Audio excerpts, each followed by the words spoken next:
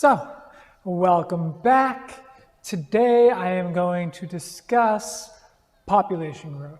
Right? And so that is the growth of populations.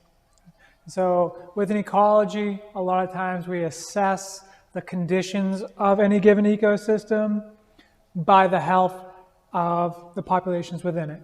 Right? And the easiest way to assess how any given population is doing is by looking at their numbers. Right? Is the population growing or is it shrinking? Right? And so if bad things are happening in the ecosystem, the population numbers are going to start going down. Right? That's logical. When the population numbers are going up, okay, I mean, the simple inference is that things are good and that there's enough resources for the organisms to eat. Right? Overall, that can cause a larger scale issue if we have big population booms. But as a general concept, right, population going up is a good thing. Ecosystem's doing well. And so when we look at population growth, we look at the change in a population size, there are four factors we need to consider. Right? We're looking at how do the numbers within a population change. Okay? And so there are factors that add to the population, and there are factors that take away from the population. Right? And so if an organism is born, I get more organisms in the population. I add to it. Right? However, if an organism dies, I lose a member of that population, and my population number goes down. The other way that we can add to the population is through immigration. Right? New organisms can move from an area that's not here to here, and now I have a larger population. And similarly, right, organisms can move out. They can emigrate. They can leave and go somewhere else. And now I've lost another member of my population. Right? And so our total population growth is a summation of these positives and these negatives. Right? Do I have more organisms coming into my population, or do I have more organisms leaving my population? Okay? And so that's how we determine our population growth number. It's fairly simple arithmetic, right? And it tells us how any given population is doing. Population growth. Boom. So one thing to consider when evaluating the growth of a population. When we're talking about the births, the way that organisms reproduce is typically in an exponential fashion.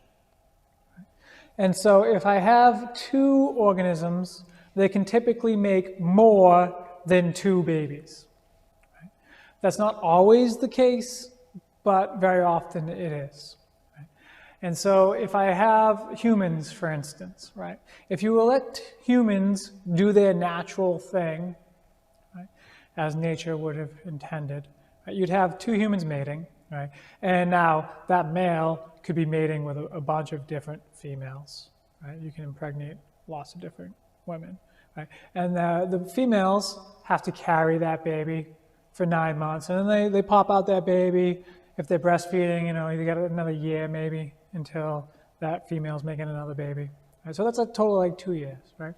So let's pretend that that female lives 20 years. That's 10 babies she could have made, right? In the course of those 20 years of adult production.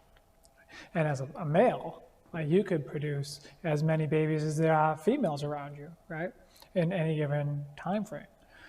So like our potential for making babies is huge. Right? And so two people could theoretically make 10, 15 babies.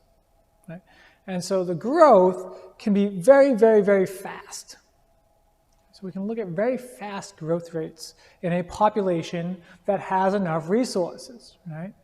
And so if there's no competition and there's lots and lots of resources, populations generally grow exponentially. Right? So you see this very fast growth of rate.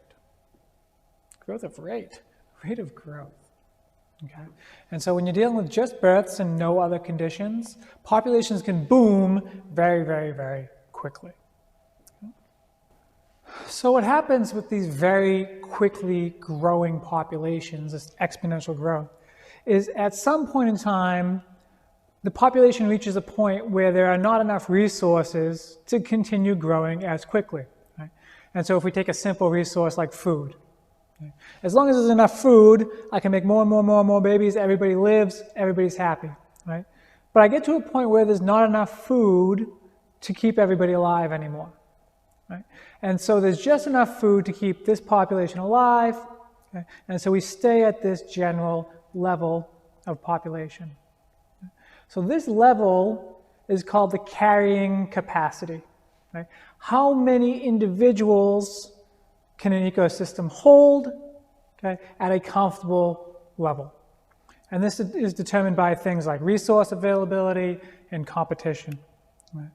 And so depending on how many different resources there are to share between different species and different populations, okay, we have different carrying capacities. And so if we go over the carrying capacity, things start dying. We go under the carrying capacity, things can reproduce a little bit more quickly. And so once we reach carrying capacity, we see this kind of wiggle right around carrying capacity, right, where we go a little bit over, things start dying. We go a little bit under, things start booming, dying, booming, dying, booming. Okay. But this general concept is called carrying capacity. How many organisms an ecosystem can hold? And so the last thing I want to talk about evaluating populations within an ecosystem is the way in which that population is distributed in the ecosystem. Right? And so we have two measures. We have density and we have distribution. Right? And so density is looking at how many organisms are shoved into this ecosystem. Right? So how many total there are, right? How tightly packed they are. Right? So if I have a high density of organisms within my ecosystem, everybody's really close together, okay, because there's a lot of us here. And so right now this classroom has a very low density because you are all at home and I'm the only one here. Right? When we're in school, we have a higher density because everybody's here in the room with me, right? And there's more of us here in our little mini ecosystem. So that's the density of a population. The other thing that we look at is distribution. And so that's the way that the organisms are spread out within the ecosystem. And so if we go back to my mini ecosystem analogy here, right? If you're all sitting at your desks in a uniform pattern, right? Everybody's equally spread out. Okay? That's a uniform distribution. Right? Everybody has the same amount of space around them. Everybody's optimizing the use of the room. Okay? Now, in ecosystems, very often, what we see is clumping of resources. Right? And so, for instance, in my mini ecosystem, I have a pencil sharpener up at the front desk. Okay? If I'm like, all right, everybody sharpen your pencils for the quiz we're about to have, right? Everybody's going to come up to the pencil sharpener. Okay? And so we're not going to be spread out evenly anymore. Right? We're going to be clumped or clustered around the pencil sharpener. Okay? Now, if I have two pencil sharpeners in the room, we'll have two clusters. Right? And so this is a clustered distribution pattern. Right?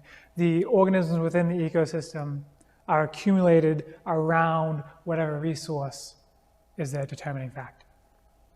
Okay? And the last distribution is random. Okay? And this will happen when you have organisms that are not so mobile, right? So like trees. Okay? And so wherever a tree lands, that's where it's stuck, right? And it grows up really tall, right? And so I might have a random patch of trees 20 yards down that way, right? And one day the wind was blowing really hard, so their babies blew over there, right? And they landed, so now I got a patch of trees over there. And then another day a squirrel came and brought some seeds over there, and so I got a patch of trees over there, right? And where the trees is at is just random, and so that's a random distribution. So we have uniform, where everybody's spread out evenly. We have clustered or clumped, where the organisms are grouped in smaller areas, usually around a resource. And the last is random, when the organisms are clumped randomly throughout the ecosystem due to some factor that put them there. Okay? So yeah, that's it, I think. Yeah, that's it. So to recap, today's video was about population size, right? Population dynamics. So when we're looking at the size of a population, the growth of a population, we're looking at 4 factors: the birth rate, the death rate, the immigration, and the emigration. Right? And so the total ins and the total outs get added up. Right? So this is a negative, this is a positive, sum them up, and that total number is your population growth. And that population growth can be positive, and I'm getting more organisms in the ecosystem, or it can be negative, and that means my population is shrinking within the ecosystem. Right? And now when we're looking at birth rates, right, if a population is given ample resources, it will grow exponentially very quickly, but soon it will reach a carrying capacity where it has not enough resources to make more babies, but there's enough resources to keep a stable population size. Okay. Beyond looking at size, we look at distribution and density, right? How close together the organisms are living. Okay, that's our density measure.